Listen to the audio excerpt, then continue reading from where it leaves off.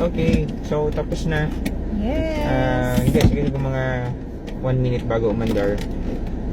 Natapos kami ng mga 3:40 p.m.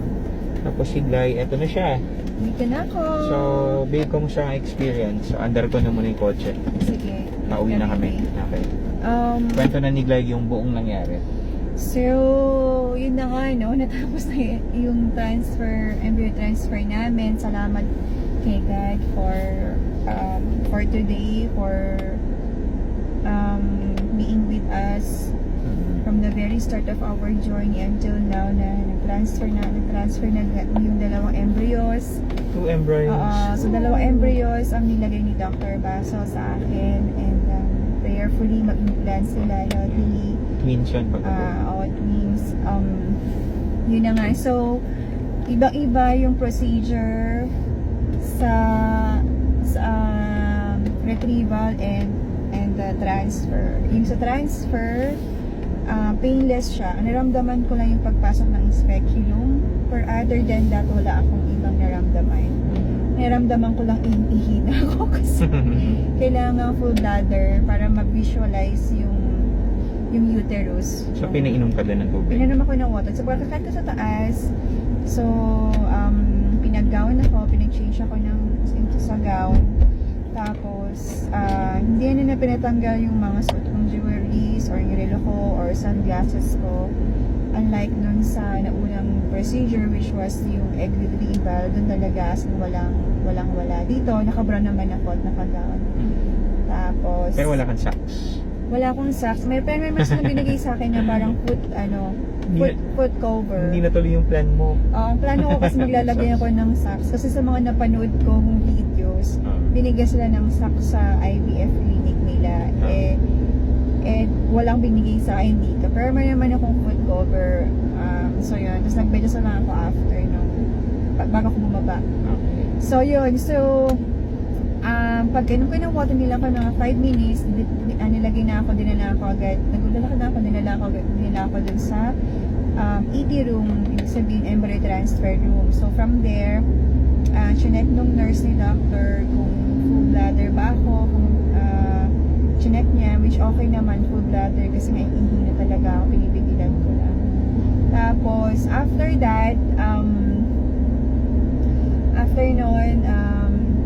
tinawag na si Dr. Basel, and dumating si Dr. Basel immediately. Siguro mga 3 minutes after dumating si Dr. Basel sa taas, and then yun, napasok si Dr. Basel, nagkumasahan kami.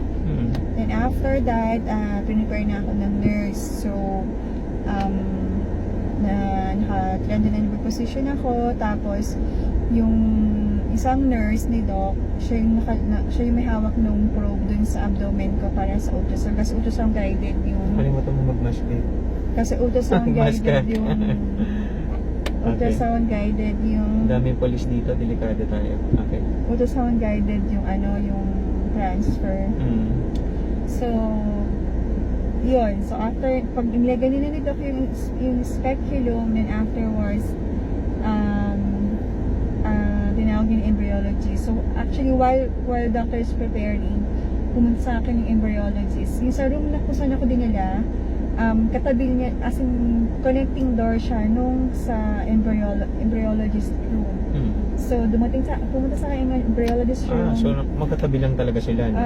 Okay. Ano siya, connecting. Parang sa mga hotel. Diba, parang madali lang din. Okay. So, pinuntahan ako ng embryologist, tapos, kinonfirm yung name, birthday, MRN number, gano'n. Tapos hanggang sa, sabi niya, ayan, okay na. Tapos, pagkasabi niya okay na, pinipare na nila yung embryos. Nakita ko siya, meron akong video. Kumuha ko ng video. Nakita ko yung embryos na dalawa sa list. Tapos, after that, Kasi yung papel, babe? nandito yung papel. Ito. Okay. So, yun. Ito, wait lang. Lapit mo konti. Para makita nila. So, yan. So, nilagay na, ito yung ultrasound, pagkalagay nung embryos. 2 embryos. Humingi ako ng embryos. Humingi ako ng copy ng ultrasound nila kanina. Okay. Tapos, yun. yun, so nag-signal lang si doctor na ready na siya. Nag-signal din yung embryologist na ready. And then inabot na ng embryologist kay doctor yung parang Right. siyang syringe, hindi ko alam basta. Ah. Tapos yun, nilagay ni doc. Mabilis lang siya, actually within maybe 2-3 minutes tapos na si doctor. Tapos, ayun na, afterwards, ito, So mas matagal lang yung preparation, no? Pero yung paglagay saglit lang, no? saglit, actually mabilis lang din yung preparation. So, okay. Oo, mabilis lang din. Mas Mhm. matagal yung sa, ano, sa delivery. Oh, bumili ako ng kape, hindi ko man lang naubos yung kape ko eh. Diba ka ba kanina? Kape ko kanina. So, Okay, tapos? Yun. Tapos, so pagkalagay, ang ginawa ng nurse, pinose na yung paa ko, tapos parang medyo inelevate niya yung paa, and then medyo down yung head part ko. Parang, Tapos parang dinecline ka. Ah, Okay. Ah, Parang nahihilo lang. Oo. Okay. Parang nagbay sa vegan lang. Okay. Tapos yun, after nun, si Dr. Basso pinuntahan niya ako ulit. Binigyan niya ako ng mga instructions kung anong gagawin ko. I should rest now for the next 3 days kasi the next 3 days will be the implantation na mangyayari, sabi nga rin ni Doc. So, kailangan, hindi ako pwede, I should be, gawin ko daw yung normal lang pero wag masyado, yung ganon. Hindi advisable na naka bed rest. Mas gusto niya yung nag-move ako sa bahay kasi naka bed rest ako, sabi ni Doc.